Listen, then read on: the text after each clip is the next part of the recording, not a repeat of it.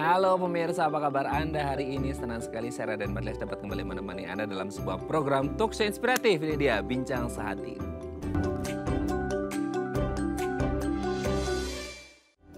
Attention Deficit Hyperactivity Disorder atau yang biasa kita kenal dengan istilah disingkatnya jadi ADHD ya. Seperti itu. Mungkin Anda sering dengar istilah ADHD ini sendiri dan banyak yang kayak mungkin agak salah persepsi mendefinisikannya agak mirip-mirip dengan yang lain ya. Karena memang anak ini terlalu aktif dan lain sebagainya. Tapi kalau ngomongin ADHD memang ini adalah salah satu sikap atau perilaku gitu ya. Yang sifatnya itu impulsif, hiperaktif, kurang perhatian dan lain sebagainya.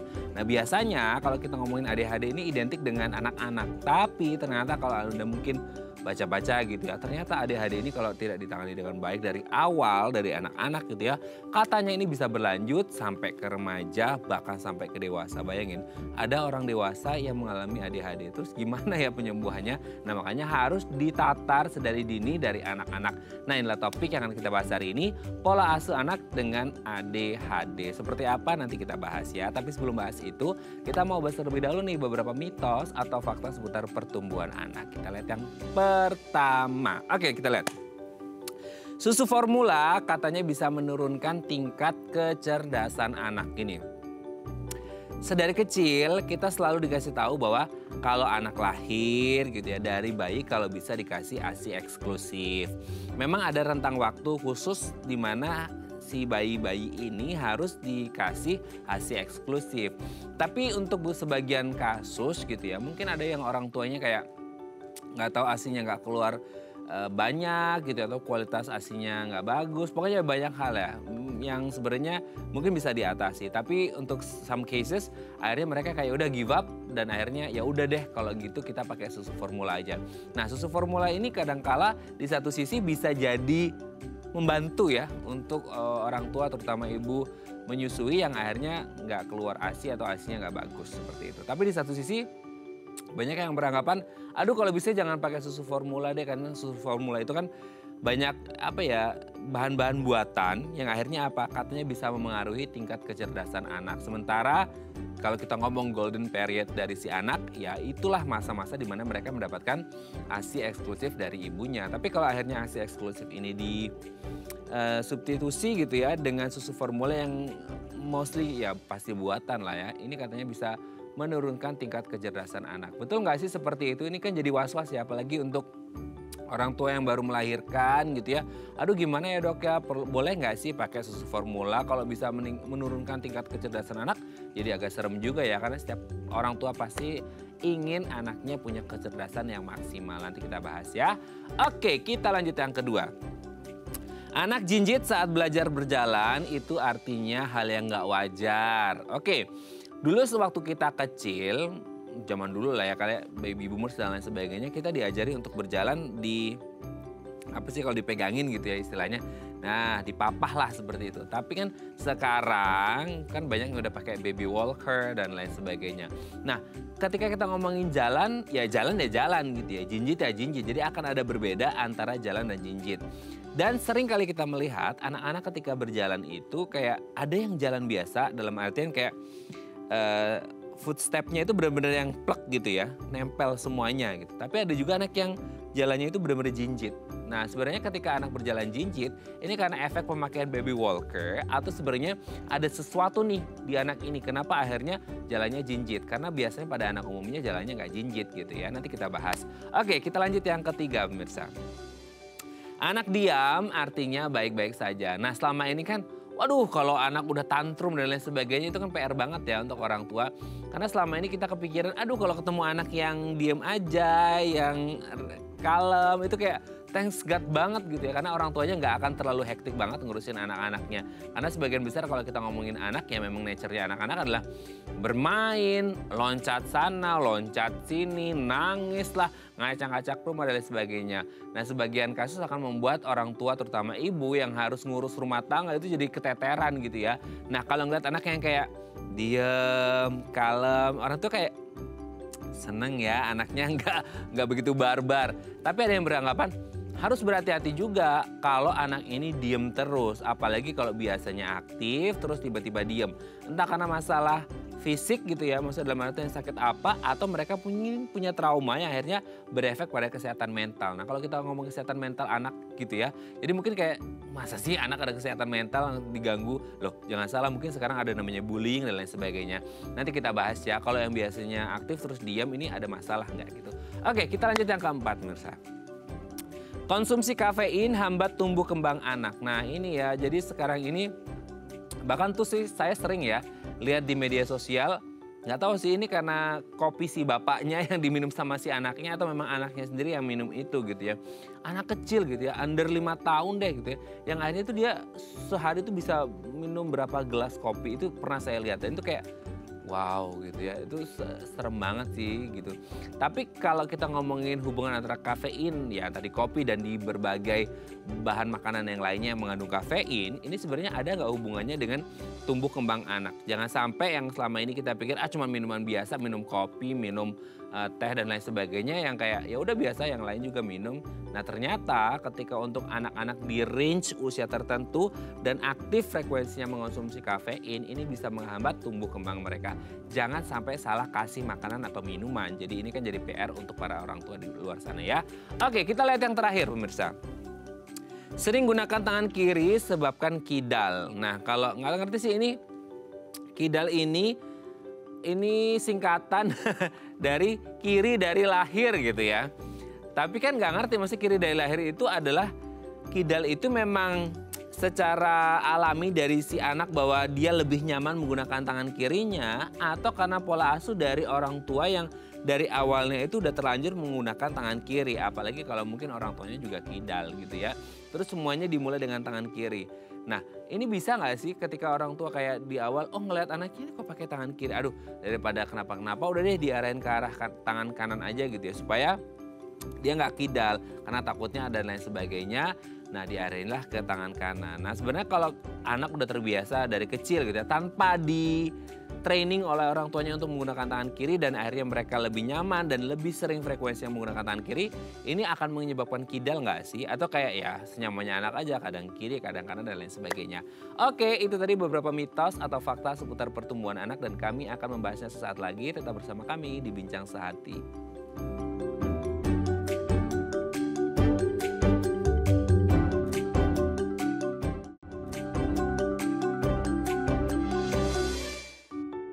Baik, karena masih bersama kami di Bincang Sehati. Tadi di segmen sebelumnya kita sudah membahas ya, ada beberapa mitos atau fakta seputar pertumbuhan anak. Nah untuk mengonfirmasinya, ini beneran fakta atau mitos belaka telah hadir bersama kami di studio Bincang Sehati. Ada Dr. Leni Gustaman SPKJ, dokter spesialis kedokteran jiwa dari Rumah Sakit Royal Taruma. Selamat pagi Dr. Leni, apa kabar dok? Baik.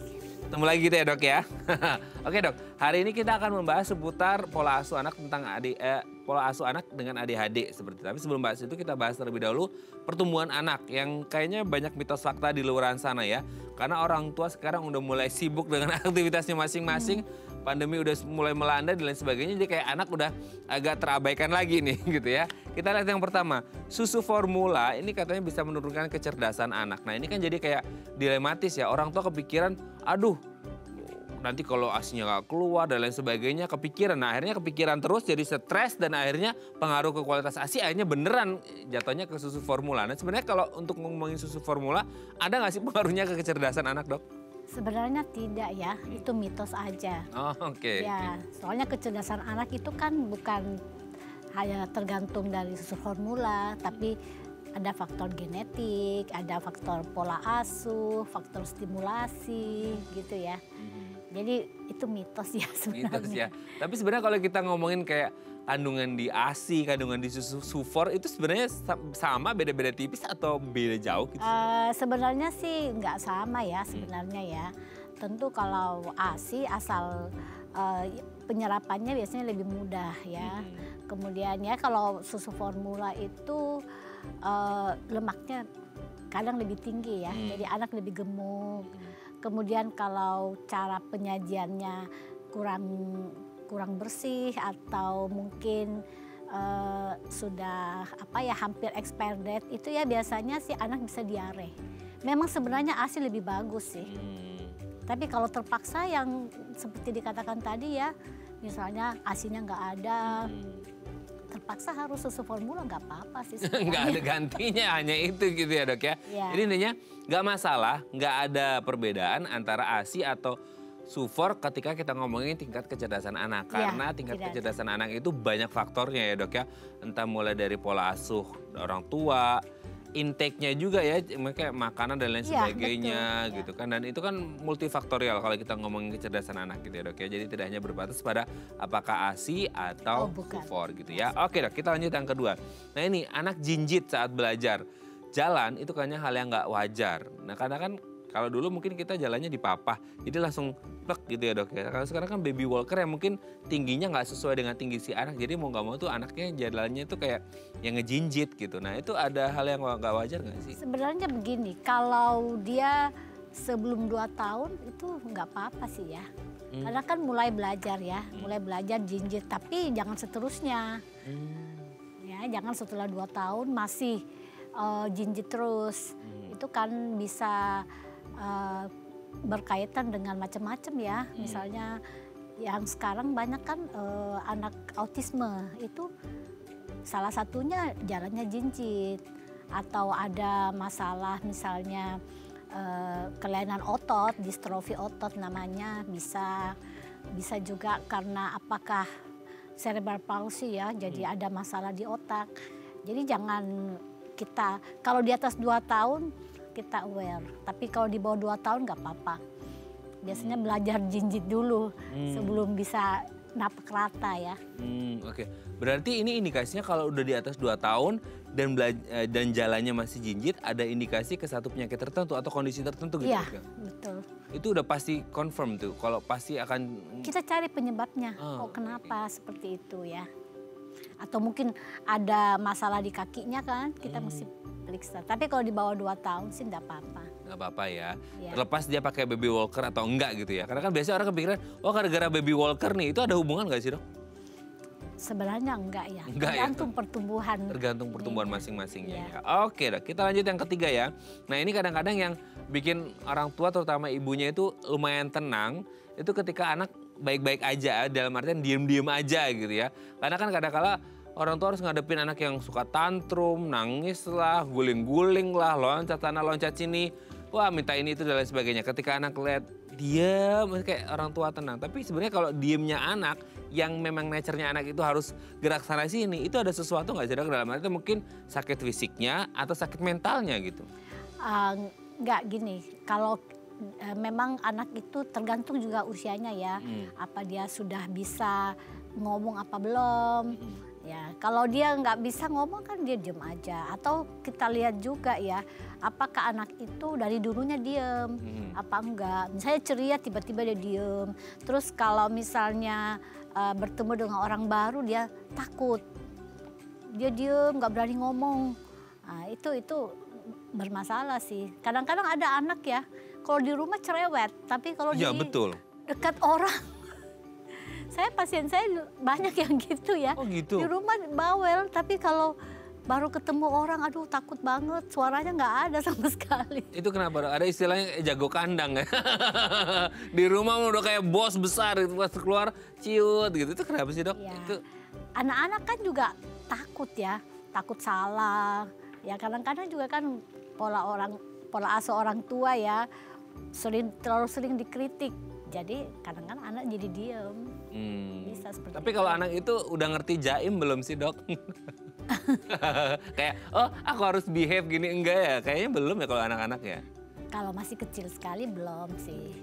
Hanya mungkin perasaan nggak nyaman atau gimana ya? Iya, karena kalau misalnya, kan anak juga punya rasa cemas kan? Kalau ketemu orang baru, waduh. Jadi dia nggak nyaman aja, jadi dia nggak ngomong. Tapi itu juga ya faktor diamnya itu bisa juga dipengaruhi oleh faktor genetik ya. Memang ada yang mungkin introvert ya, jadi dia nggak suka ngomong memang. Introvert dari lahir ya. Iya. Oke, jadi ternyata anak-anak bisa cemas ya. Cuma cemasnya mereka berbeda dengan orang dewasa. Kalau cemasnya anak-anak mungkin karena nggak nyaman. Kalau cemasnya orang dewasa karena nggak nyaman juga. Nggak nyaman karena di dompet nggak ada uang gitu dok ya. Oke dok, kita lanjut ya. Yang selanjutnya, konsumsi kafein katanya bisa menghambat tumbuh kembang anak. Nah ini kan kafein ini ya let's say yang paling banyak kita temukan di kopi dan lain sebagainya gitu ya. Ini kan sebenarnya minuman-minuman orang dewasa yang akhirnya sekarang banyak yang entah anaknya nyicipin punya papanya, punya mamanya, atau mereka bahkan minum sendiri. Karena beberapa kali saya sempat lihat di media sosial anak-anak tuh minum kopi memang dibuatkan untuk mereka gitu. Jadi kayak, oh anak-anak ngopi dan itu bisa bergelas-gelas. Kafein ada hubungan nggak dengan tumbuh kembang anak? Sebenarnya ya tentu kalau ya berlebihan ya, misalnya minum kafein, terus yang lain-lainnya enggak. Tapi secara langsung sih enggak ya. Enggak ya? Enggak secara langsung seperti itu. Memang kalau kita ngomongin sesuatu yang berlebihan itu pasti akan ada dampaknya. Tapi kalau ngomongin kafein ya mungkin sedikit-sedikit nggak ada masalah gitu ya dok ya? Ya sedikit Jadi aja. tidak ada masalah dengan tumbuh kembang anak ya? Iya. Oke, kita lihat yang terakhir. Sering gunakan tangan kiri itu katanya bisa menyebabkan kidal. Nah kidal itu nggak ngerti dok ya. Ini benar-benar istilah yang diciptakan sebagai singkatan kidal itu kiri dari lahir gitu ya. Dari sisi medis itu seperti apa ketika anak sudah mulai menggunakan tangan kiri. Nah ini kadang-kadang jadi pertanyaan banyak orang juga. Kenapa ada kidal, kenapa ada kanan gitu. Maksudnya kayak emang dari lahirnya dia udah nyaman pakai tangan kanan atau pakai tangan kiri atau diajarinya pakai tangan kiri atau gimana dok? Enggak, kalau masalah kidal itu memang itu genetik ya. Oh genetik? Ya memang sudah. Tanpa diajari dia udah nyaman? Tanpa diajari, dia lebih nyaman, lebih pandai dengan tangan kiri. Jadi itu nggak boleh dipaksa. Ya misalnya kalau dulu ya sistem dulu tuh kan kalau anak pakai tangan kiri diikat tangan kirinya. Oh? Harus kanan. Itu kadang-kadang justru malah bermasalah. Nggak apa-apa. Kita terima aja. Kalau kiri tangan kiri itu biasanya pintar melukis. Jadi memang sudah dari sononya gitu, nggak apa-apa. Dan rata-rata ya dok, pengalaman pribadi itu saya punya beberapa temen yang kidal. Dan ternyata anak-anak yang kidal ini, teman-teman saya yang kidal itu kebetulan ya, nggak tahu kalau di luar. Tapi kalau teman-teman saya yang kidal itu rata-rata pada pinter dong. Kenapa ya itu otaknya lebih encer apa gimana sih dok? Ya kebetulan, tapi sebenarnya ya kiri, kanan. Jadi maksudnya gini, kita terutama guru menerima bahwa itu anak itu tangan kiri, nggak apa-apa.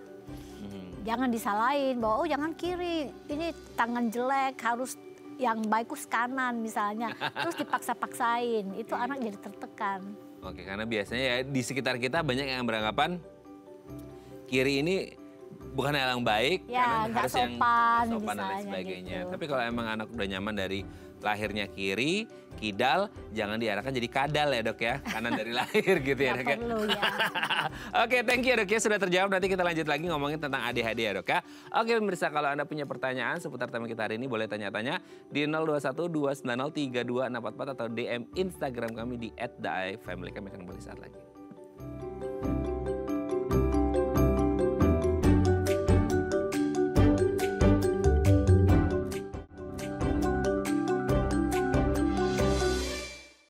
Baik, Anda masih bersama kami di Bincang Saati. Kita masih membahas tema kita hari ini, pola asuh anak dengan ADHD ya. Kalau Anda punya pertanyaan seputar tema kita hari ini, boleh tanya-tanya di 021-290-3244 atau DM Instagram kami di @daifamily. Kita masih bersama dengan Dr. Leni Gustaman SPKJ, dokter spesialis kedokteran jiwa dari Rumah Sakit Royal Taruna. Oke dok, kita lanjut lagi. ADHD gitu ya. Attention Deficit Hyperactivity Disorder ya, kalau nggak salah seperti itu. Nah ADHD ini kan mungkin ada yang udah pernah dengar, ada yang belum, tapi ada yang mungkin kayak, oh anak aku tuh terlalu hiper banget dok, gitu, hiperaktif gitu ya. Yang setahu orang mungkin taunya hiperaktif aja gitu, nggak tahu ini sama dengan ADHD atau enggak. Boleh dijelasin nggak sih dok, ADHD ini kondisi yang seperti apa sebenarnya? Ya. Kalau ADHD itu kan attention deficit and or ya sebenarnya. Oh, and jadi or. dan atau Hyperactivity ya. disorder. Jadi kadang jadi ada bisa attentionnya aja, ada yang dengan hiperaktif juga. Tapi yang kita katakan bermasalah itu yang selalu kita bandingkan dengan teman seusianya ya. Jadi tentu umur di bawah 3 tahun dengan di atas 5 tahun itu kan beda ya. Nggak bisa dibandingin gitu. Ya, jadi harus teman seusianya. Nggak boleh anak yang di bawah 3 tahun dibandingkan dengan lebih 5 tahun, itu nggak bisa. Oke, berarti maksudnya step-step kayak fase-fase anak usia 6 bulan, 1 tahun, 2 tahun, 3 tahun itu pasti kelihatan ya. Maksudnya kayak kalau disejajarkan dengan anak-anak usia yang segitu, 6 bulan dengan 6 bulan, setahun dengan setahun, itu pasti akan kelihatan bedanya gitu berarti ya dok ya? Iya. Oke. Jadi tidak serta-merta bahwa oh ini anak segini ini hiperaktif nih. Kita harus lihat di seusianya, misalnya ya anak umur 5 tahun duduk di kelas ya. Kita lihat nih, kan anak 5 tahun itu geraknya gimana sih ya. Rata-rata kan hampir sama gitu ya. Tapi ada yang berlebihan banget. Jadi bukan hanya aktif ya, tapi berlebihan. Lari ke sana kemari, kalau perlu mungkin naik-naik di bangku, di meja. Nah itu kan berlebihan. Udah kayak kucing ya. Oke, tapi sebenarnya kan gini dok, gini ya. Kadang-kadang ada orang tua yang nggak begitu paham ya. Karena dipikirnya, ya namanya juga anak-anak. Ini kan banyak ya template ya namanya juga anak-anak. Entah mereka mau lari-lari, lompat-lompat gitu ya. Naik ke meja, naik ke kursi dan lain sebagainya. Mereka pikir kayak, itu hal yang biasa sama anak-anak gitu. Supaya kita tahu bahwa, oh ini memang hal yang memang anak-anak lagi main gitu ya. Karena kan sesuatu yang gimana ya, lumayan abstrak ya. Kalau kita harus mengukur bahwasanya indikatornya itu parameternya seperti apa. Ini aktif atau ini hiperaktif gitu dok. Ya, jadi gini, yang bisa kita katakan bahwa dia kan ada yang hiperaktif, ada sebenarnya overaktif aja. Jadi misalnya anak itu geraknya banyak ya, dia udah sekolah, tapi ranking 1, nah itu bukan. Ya, jadi overaktif aja. Tapi kalau namanya hiperaktif, dia tidak mampu menyelesaikan tugas. Tugasnya nggak selesai, tulisannya nggak selesai, temennya menulis, dia mungkin mondar-mandir gitu ya. Atau yang tipe inatensi itu bengong. Atau gini, pensilnya diketuk-ketukan gitu. Nggak ngerjain, nggak nulis. Nggak ngerjain. Kalau gurunya nggak memperhatikan, pulang bukunya kosong. Ya. Gitu. Oke, berarti kondisi ADHD ini tadi ya, makanya ada and or tadi ya. Dan atau gitu ya. Dan atau. Oke. Bisa juga kombinasi. Jadi bisa ada yang... Gimana tuh kalau kombinasi, kan satu bengong, satu aktif tuh? Iya, jadi dua-duanya. Maksudnya lari-lari sambil bengong gitu apa gimana? Enggak, maksudnya gini, dia lari-lari, jadi gini, sebenarnya kan inattention ya, tidak bisa fokus dengan hiperaktif impulsif sebenarnya ya. Hiperaktif dengan impulsif itu selalu gandengan. Hiperaktif dan impulsif. Ada yang dia cuma inatensi aja, kelihatannya anaknya diem. Diem tapi nggak fokus. Misalnya gurunya memberi instruksi apa, dia nggak dengar tuh biasanya. Ya, itu pikirannya kemana dok? Karena nggak fokus itu. Jadi misalnya gini, guru menerangkan. Kalau anak yang tidak ada gangguan atensi, dia bisa mendengarkan gurunya. Ya menyimak, misalnya gurunya mengatakan kerjakan halaman 3 misalnya gitu ya. Dia misalnya sebelum itu ada kata-kata lain ya. Dia tiba-tiba ada suara apa tuh, suara AC pun dia bisa terdistraksi dengan suara itu. Akhirnya dia mengerjakannya yang lain salah gitu. Padahal dia bukan nggak bisa ya. Ya seperti itu. Salah belok ya jadinya, kayak kalau di jalan tuh harusnya lurus dia salah belok, disuruhnya lurus malah belok gitu ya, gara-gara terdistraksi hal-hal yang sangat sepele gitu ya. Itu bukan disengaja ya. Tapi memang otaknya demikian. Itu makanya kita harus bantu sih sebenarnya ya. Oke. Jadi kondisinya juga lumayan beragam ya, ada yang inatensi, ada yang hiperaktif impulsif. Kalau hiperaktif impulsif itu jelas kan kesana kemari, terus pokoknya temennya asik nulis, dia muter-muter, kadang-kadang suka ganggu temennya. Nah itu dok, muter-muter ganggu temennya, kadang orang pikirnya anak bandel ini gitu. Ya betul. Tapi selalu bandel yang hyperaktif itu yang sering sekali dikatakan ya anak nakal, jadi suatu stigma. Kasihan. Jadi anak itu jadi dilabel sebagai anak yang nakal. Ya, itu biasanya sering jadi orang bilang kambing hitam ya. Ya bulan-bulanan warga lah ya. Bulan-bulanan, walaupun mungkin ada peristiwa bukan dia yang melakukan, oh si ini gitu misalnya udah disebut, dia kasihan. Nah itu anak-anak seperti itu kalau kita biarin kan jadi minder. Dia dicap sebagai anak nakal gitu kan. Oh, nah ini edukasi yang penting ya dok ya, karena selama ini kita ngelihat kayak di SD atau TK atau playgroup orang ngelihat kayak, waduh ini anaknya super duper nakal, ini ya bandel banget, gak bisa diem dari sana. Jangan kita mencap anak nakal. Karena siapa tahu anak ini mengalami ADHD tadi ya.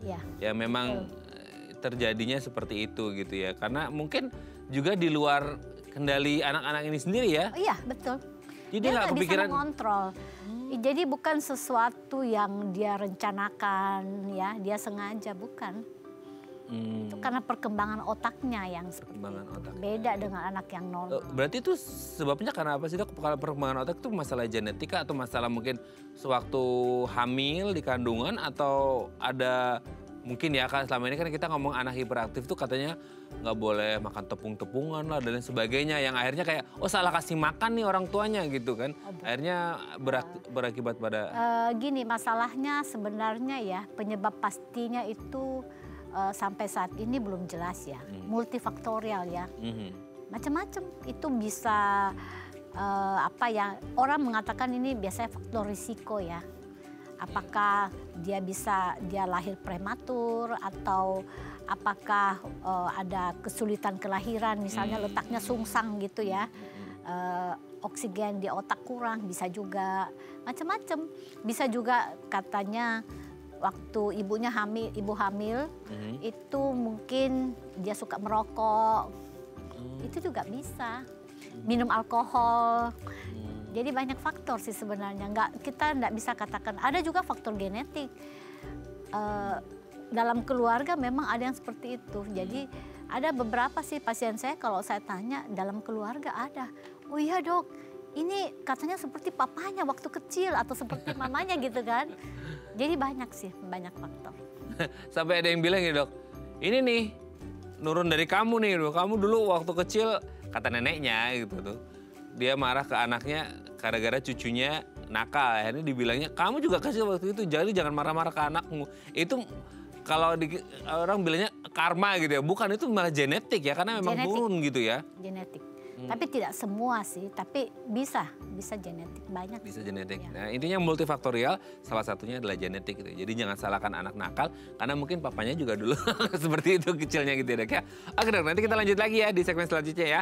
Oke pemirsa, kalau Anda punya pertanyaan seputar tema kita hari ini, boleh tanya-tanya di 021 290 32644 atau DM Instagram kami di @theifamily. Kami akan kembali saat lagi.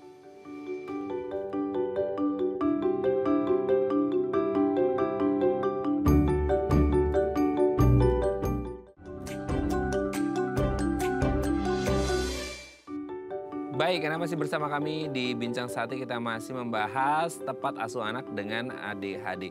Kalau Anda punya pertanyaan seputar tema kita hari ini, boleh tanya-tanya di 021 290 32644 atau DM Instagram kami di @theifamily. Kita masih bersama dengan Dr. Leni Gustaman SPKJ, dokter spesialis kedokteran jiwa dari Rumah Sakit Royal Taruma. Oke dok, kita lanjut lagi.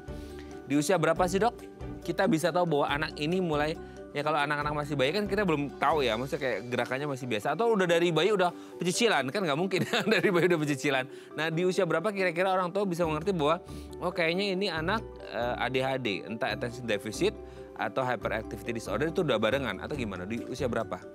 Biasanya yang paling lebih pasti itu di atas 7 ya. Jadi dia usia sekolah, di mana dia harus mengerjakan tugas, itu yang paling tepatnya. Tapi tergantung berat ringannya ya. Ada yang dari kecil, waduh orang tuanya udah susah banget gitu ya. Udah ngibarin bendera putih, kayak udah gak kuat nih ngadepin anaknya gitu ya. Iya. Oke. Nah mungkin kayak di usia sekolah tadi lebih banyak 7 tahun ke atas gitu ya. Itu karena akhirnya ada pembandingnya kah? Karena di sekolah, loh kok anakku ini aktif banget gitu. Itu udah mulai kelihatan di situ ya pembandingnya? Iya, karena umur 7 tahun itu kan sudah harus menyelesaikan tugas-tugas gitu ya. Dia nggak bisa duduk, sering mengganggu temennya gitu. Itu usia segitu tuh paling ini. Itu biasanya kalau dengan apa yang tadi penjelasan dokter, karena ini identiknya kayaknya yang mengalami ini kayaknya kebanyakan anak cowok deh gitu, karena banyak lari gitu ya, bandel dan lain sebagainya. Apakah jenis kelamin juga mempengaruhi bahwa oh anak cowok kayaknya lebih banyak mengalami ADHD, atau cewek pun bisa? Kayak kita cewek, oh dia lari-lari segala macam. Oh cewek bisa. Oh cewek bisa. Memang perbandingan cowok dengan cewek itu ada yang mengatakan 3-4:1. Tapi tidak jarang pasien saya cewek itu berat juga. Hiperaktif. Ya kesana kemari juga. Maksudnya ya cewek juga bisa. Cewek juga bisa. Tapi ya? lebih banyak cowok sih. Tapi lebih banyak cowok ya. Oke. Nah setelah ini anak kayaknya orang tua susah nih ya untuk mengetahui ini anak sebenarnya emang bandel gitu ya. Dalam artian bandel sesungguhnya atau emang anak ini mengalami ADHD. Nah sebenarnya orang tua kalau udah ngeliat kayaknya anaknya ini aduh aktif banget ya gitu ya. Itu sebenarnya harus kemana sih dok? Maksudnya kayak ketemu dokter kah gitu untuk mengetahui, untuk at least menegakkan diagnosis bahwa anak ini sebenarnya karena pas lagi happy aja gitu ya, loncat sana loncat sini, atau memang anak ini karena terus-menerus loncat sana loncat sini gitu ya, ini mengalami ADHD gitu. Pemeriksaan seperti apa yang bisa dilakukan sebenarnya? Ya kita bisa, jadi gini, ADHD itu minimal 2 tempat ya. Jadi misalnya aktif di sekolah, di rumah juga. Nah biasanya kalau ke tempat praktek dokter itu jadi 3 tempat. Jadi nggak bisa kalau kita katakan ADHD kalau tempatnya cuma di rumah aja geraknya banyak, di sekolah enggak. Atau di sekolah aja di rumah enggak. Biasanya seperti itu. Jadi harus minimal 2 tempat. Oh maksudnya minimal 2 tempat itu kayak di sekolah dia super duper aktif, di rumah super duper aktif, ketemu dokter juga super duper aktif. Iya. Nah kalau ada salah satu kayak, oh cuma satu aja nih dok, di rumah aja di sekolah diam, itu nggak masuk kategori? Bukan. Itu jatuhnya apa dong dok kalau kayak gitu? Ya kita cari penyebabnya. Misalnya mungkin kalau di sekolah dia diem, tapi di rumah waduh hiperaktif banget. Ya mungkin aja kalau di sekolah dia merasa tertekan, kemudian di rumah dia lampiaskan semuanya. Jadi geraknya jadi banyak gitu ya. Karena anak stres itu bisa juga menyebabkan dia menjadi hiperaktif. Anak stres? Bisa menyebabkan hiperaktif. Oh justru malah stres bisa hiperaktif ya? Bisa. Kalau orang dewasa kan stres kayaknya malah nangis, diem diri gitu ya? Ya memang, itu namanya defense mechanism ya, mekanisme pembelaan ego itu. Kalau anak kecil lebih banyak acting out namanya. Jadi jadi pecicilan. Meluapkan segalanya lah gitu ya? Ya, jadi tanda petik nakal gitu ya. Suka bantah, terus pokoknya kalau disuruh malah ini ya, membangkang gitu segala macam. Tapi kalau orang dewasa biasanya sih kalau dia stres, ya lebih banyak acting in, jadi diem, nggak mau ketemu orang gitu ya. Ya. Dipendam sendiri gitu ya? Ya banyak yang seperti itu. Kalau anak-anak dia jadi kalau kita mengatakan dia ADHD, harus dari kecil sebenarnya ya. Jangan misalnya anaknya diem-diem, tiba-tiba jadi nakal. Itu banyak sering terjadi pada pasien saya ya. Kayak misalnya perceraian orang tua, kemudian anak tuh stres ya. Stres dia jadi nakal, jadi suka membangkang gitu. Terus geraknya jadi banyak. Bahkan ada yang ya udah SD gitu ya. Setiap pulang langsung keluar naik sepeda, setelah maghrib baru balik gitu. Tapi dulu enggak begitu, geraknya nggak hiper.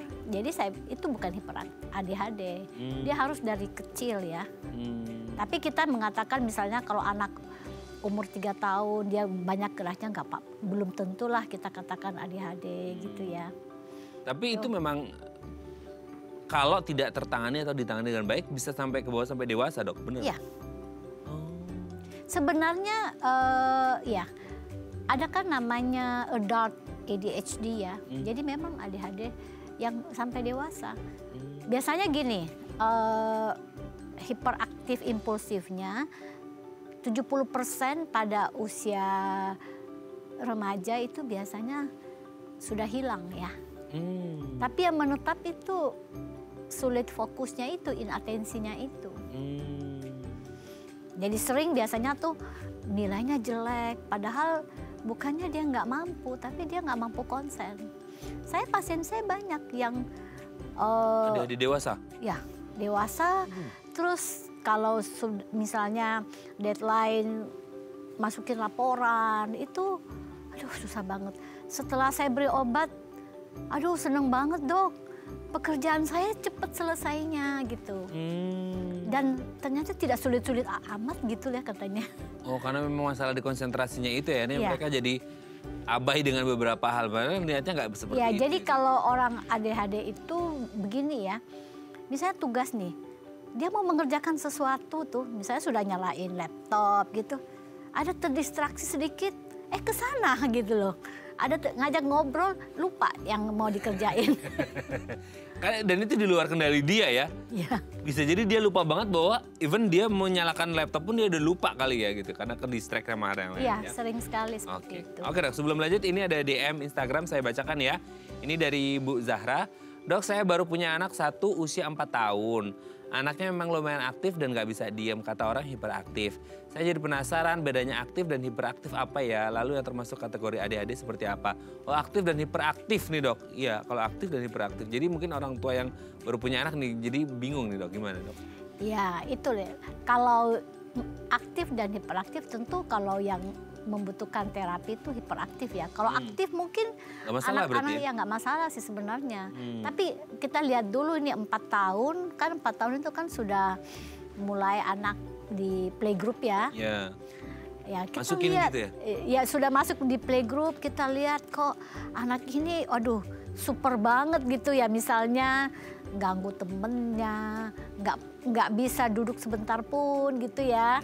Nah itu mungkin, jadi dipantau aja, kita perhatiin. Dengan tugas-tugas yang diberikan itu bisa nggak anak ini at least ngerjain? Kalau yang hiperaktif dia benar-benar nggak akan Ya. ngerjain ya. Karena fokusnya dia adalah gangguin temannya gitu ya. Iya sulit banget gitu ya. Kalau namanya hiperaktif itu ya, ada ya apalagi kalau disuruh nunggu giliran, waduh paling nggak bisa banget. Sulit. Emosinya juga labil gitu. Nah ini kan stereotip di masyarakat kita ketika kita nemuin anak kayak gini dicapnya yang tadi ya kita bahas. Nakal lah, bandel, dan orang itu kayak nggak terlalu paham bahwa ini terus sebenarnya ADHD gitu ya. Oke, semoga ini bisa menjawab pertanyaan Bu Zahra ya.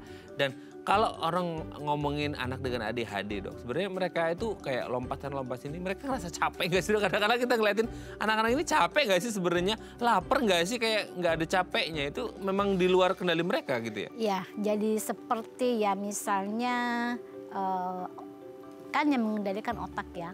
Otak itu sama dengan baterai yang baru dicas ya. Jadi seperti mesin gitu loh. Ya nggak capek. Nggak capek, kita aja melihatnya capek, dia kesana. Jadi bahkan ada anak yang misalnya makannya lumayan banyak tapi nggak bisa gemuk. Iya. Karena hiperaktifnya itu. Oh, bukan cacingan ya? Karena akhirnya energinya Iya. disalurkan semua dengan, ya kan kalau hiperaktifnya si ini banget ya, orang bilang super-super gitu ya, biar dia makan itu jadi nggak bisa gemuk karena gerak terus. Ada yang seperti itu, manjat sana sini, main, apalagi sekarang tuh kan kalau misalnya di main flying fox apa tuh ya, itu nggak berhenti. Ada pasien saya dari pagi sampai malam Nggak takut sama sekali ya? nggak ngerasa capek, tapi memang anaknya nggak bisa gemuk. Betul. Tapi gitu, ada yang mungkin yang bertanya pemirsa di rumah ya, kayak bedanya ADHD dengan autism itu beda nggak sih dok? Oh beda, Beda ya? beda. Kalau autism dia bisa dengan hiperaktif, kan autism bisa hiperaktif bisa hipoaktif ya. Tapi kalau autism itu masalah kontak matanya biasa lebih minimal ya, kemudian komunikasi 2 arahnya, keterlambatan bicaranya, itu autism. Kalau ADHD enggak. ADHD mungkin ada yang agak lambat bicara ya, tapi begitu tertangani langsung ngomongnya. ngomongnya lancar. Tapi kalau anak autism 75% memang masalahnya dibicara ya. Jadi lebih kelihatan deh kalau kita sudah tangani, kita akan tahu bahwa ini autism, ini ADHD. Oke, jadi berbeda ya pemirsa ya antara autism dengan ADHD. Karena tadi ya udah kelihatan banget nih antara anak-anak yang ADHD dengan autism. Nah, kalau Anda masih punya pertanyaan nanti kita lanjutkan lagi ya dok ya di segmen selanjutnya. Kami akan kembali saat lagi, tetap bersama kami di Bincang Sehati.